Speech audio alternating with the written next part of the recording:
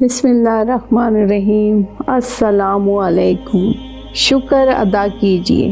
پہلے زمانے میں اللہ تعالیٰ کی راہ میں صدقے کی قبولیت کی نشانی یہ تھی کہ صدقے کا مال کسی جگہ رکھ دیا جاتا تھا اور آسمان سے آگ آ کر اسے جلا کر خاکستر کر دیتی، گویا کہ صدقے کا مال کسی دوسرے بھائی کے کام نہ آ سکتا تھا، بلکہ اس کا آگ سے بوسم ہو جانا ہی اصل مقصود سمجھا جاتا تھا۔ حضرت آدم علیہ السلام کے 2 بیٹوں کے قصے کے ضمن میں اس طرف اشارہ موجود ہے۔ چنانچہ ارشاد خداوندی ہے سورہ مائدہ، جب تم دونوں نے اللہ کے نام کی ایک نیاز پیش کی اور ان میں سے ایک تو مقبول ہو گئی اور دوسرے کی مقبول نہ ہوئی۔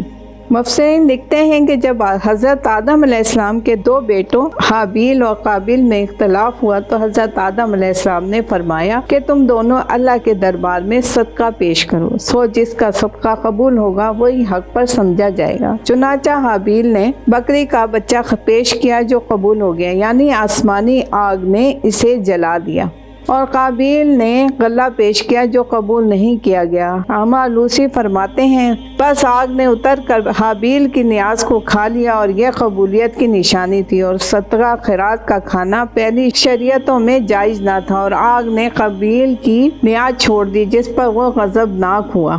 اور بعض حدیث سے بھی اس مضمون کا علم ہوتا ہے کہ لیکن اللہ تعالیٰ نے اس امت محرومہ پر یہ کرم فرمایا کہ اس سے زکوٰۃ کی شکل میں وصول کیا ہوا مال اسی کے ضرورت مند افراد پر خرچ کر دیا جاتا ہے۔ سورہ توبہ آیت نمبر 60 میں صدقات کے مصارف بیان کیے گئے ہیں، اور حدیث میں فرمایا گیا ہے مالداروں سے لے کر فقیروں کو دیا جائے گا۔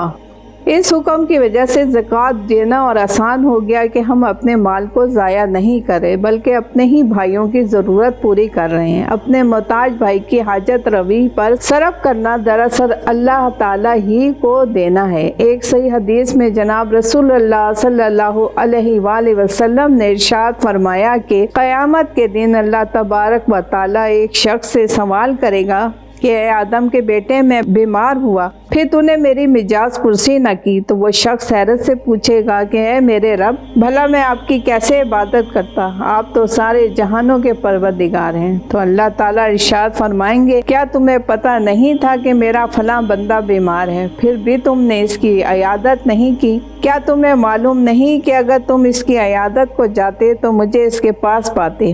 اے آدم کے بیٹے، میں نے تجھ سے کھانا مانگا تھا، تو نے مجھے کھانا نہیں کھلایا۔ وہ عرض کرے گا کہ پروردگار، بھلا میں تجھ کو کیسے کھانا کھلاتا، تو دونوں جہانوں کا پروردگار۔ اللہ تعالیٰ فرمائے گا کہ تجھ کو یاد نہیں میرا فلاں بندہ تجھ سے کھانا مانگنے آیا تھا، تو نے اس کو کھانا نہیں کھلایا، اگر تو اس کو کھانا کھلا دیتا تو اس کو میرے پاس پاتا۔ اور اے آدم کے بیٹے، میں نے تجھ سے پانی مانگا تھا مگر تو نے پانی نہیں پلایا۔ وہ عرض کرے گا کہ میں آپ کو کیسے پانی پلاتا، آپ رب العالمین ہیں۔ تو اللہ تعالیٰ فرمائے گا کہ تم سے میرے فلاں بندے نے پانی مانگا تھا مگر تم نے اسے پانی نہیں پلایا، اگر تم اسے پانی پلا دیتے تو اس کو میرے پاس پاتے، یعنی یہ عمل خیر میرے پاس محفوظ رہتا۔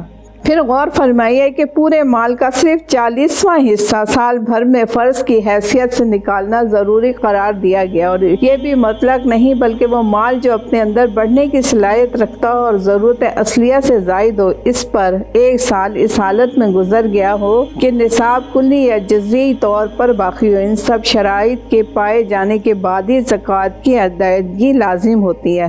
اگر اللہ تعالیٰ چاہتا تو 50% یا اس سے بھی زیادہ زکوٰۃ فرض کر سکتا تھا اور مال آتے ہی جواب کا حکم دیا جا سکتا تھا، مگر یہ بھی اس کا محض فضل و انعام ہے کہ اس نے تمام سہولتوں کے ساتھ صرف 40 روپے میں 1 روپیہ زکوٰۃ کے طور پر فرض فرمایا ہے۔ اس انعام کے باوجود بھی کوئی شخص زکوٰۃ نکالنے میں کوتاہی کرے تو اس سے بڑا نعمت خداوندی کا ناشکرہ کوئی نہیں ہو سکتا۔